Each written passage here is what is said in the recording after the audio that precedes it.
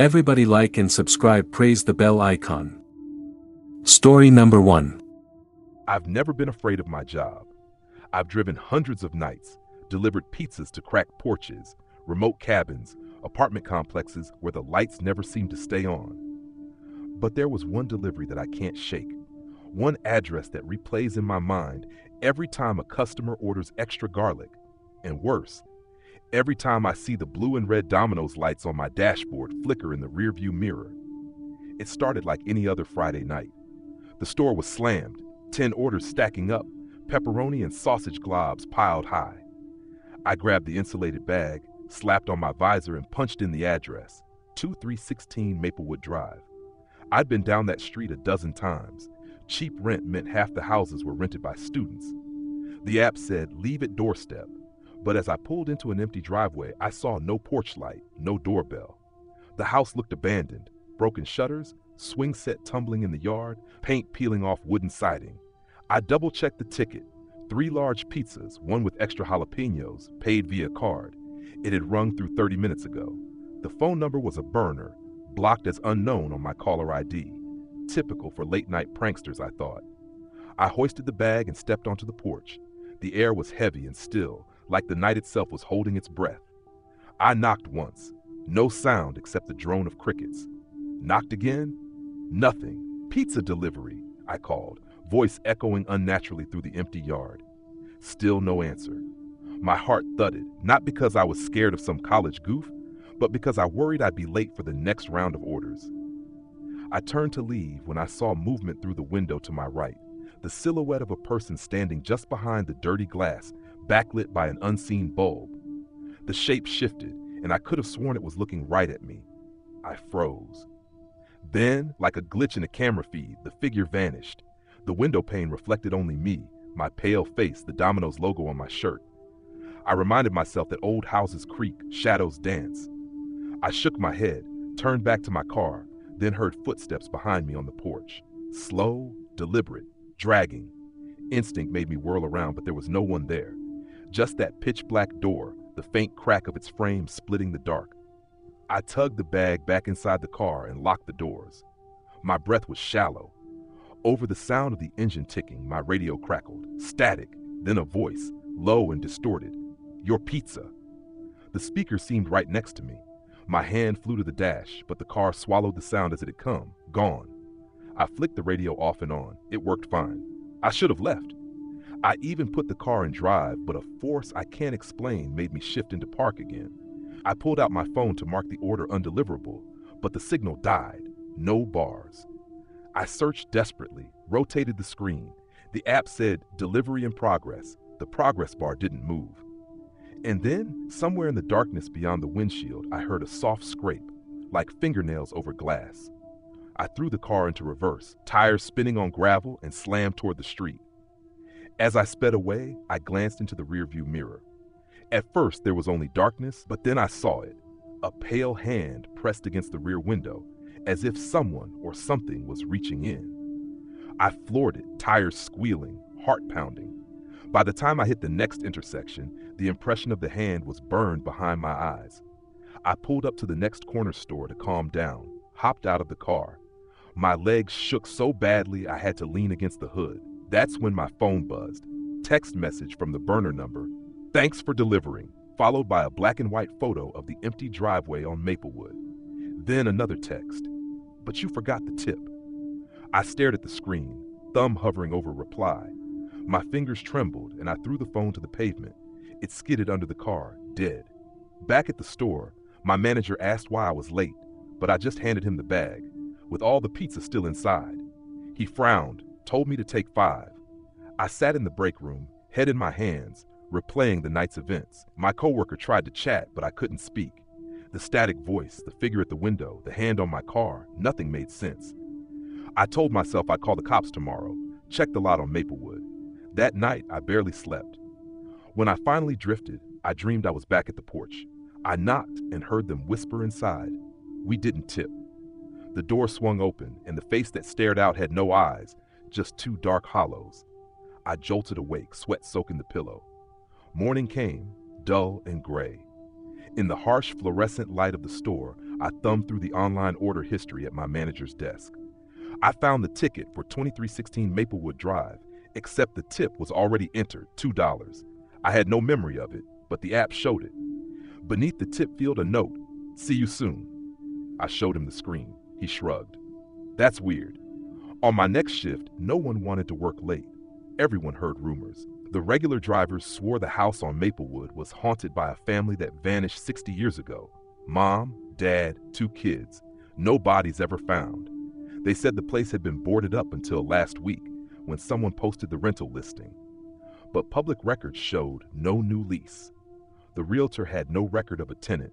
The phone number attached to the listing was flagged for multiple prank calls. I tried to put it behind me, but every time the store got busy late or I saw a street with unlit porches, I felt the weight of that window, the glow of hollow eyes. Then 3 nights later, my phone buzzed at 2:17 a.m. I looked down. A notification from the Domino's driver app, the very one I used to log orders. A new delivery popped up, 2316 Maplewood Drive. No pizzas listed, no cards on file, no instructions, just the address. My thumb hovered over accept. I stared at the app, waiting to wake up from some terrible dream. At 2:18 a.m., the screen refreshed. The order disappeared. I quit the next day. I tried to disappear into another job, but no matter where I worked, the address haunted me. Friends joked that I must have delivered something I shouldn't have. Old curse, angry ghost. I told them it was nonsense, but in the back of my mind, I still hear that static whisper, "Your pizza." Sometimes at night, when I'm alone and the only light is the glow of my phone, I swear I see notification bubbles no one else can. A new order, unpaid, delivered to a house that shouldn't exist. And I know that if I ever clicked accept, I'd be out on that empty porch again, staring in at 2 hollow eyes, wondering how much a tip is worth when you're tipping with your life. Story number 2. I never believed in curses until I started delivering to that one address. It was a chilly Tuesday, the kind of night when fog snakes along alleys and street lamps flicker like dying embers. The order popped up on my app, a single large pepperoni, paid in cash, left at the front step. The address was 47 Crescent Lane, a squat brick duplex wedged between a laundromat and an auto repair shop. I'd driven past it a dozen times without noticing it. When I pulled up, the windows glowed with a weak yellow light, and the front door stood cracked just wide enough to whisper secrets. I checked the receipt. No apartment number, no buzzer code, only ring bell, then leave. I stepped out, the night air tasting like rust and rain. As I climbed the steps, the door swung almost imperceptibly inward, as if sighing. I knocked. Silence. I raised my voice. Domino's delivery. But the words felt swallowed by the looming structure. A single chime echoed somewhere deep inside. I slipped the pizza box onto the stoop and reached to knock again when I saw it. Footprints in the fog, tiny and bare, trailing from under the door into the dark interior. I leaned closer, breath puffing in front of me, and heard the faint scrape of wood on wood. The door groaned, inching open wider. My instincts screamed to run, but curiosity held me fast. I peeked inside. The hallway was empty, walls lined with dozens of pizza boxes, Domino's, Pizza Hut, Papa John's, all stacked shoulder high. Each box bore a different driver's name scrawled in thick black marker, faded or smeared by moisture. My name wasn't there yet, but I could see the others. Marcus H., Elaine T., Javier M., their names like tombstones. A cold wind brushed past me, though no windows were open. Behind the stacks, a narrow corridor led to something darker. A muffled sob echoed. I should have left the moment I saw those boxes, but I couldn't turn away. I stepped in, pizza bag clutched to my chest. The sobbing grew louder, breaking into tiny gasps. The stacks formed a crooked maze, each turn revealing more boxes, more names. At the end of the corridor, a small room flooded with pale lamplight.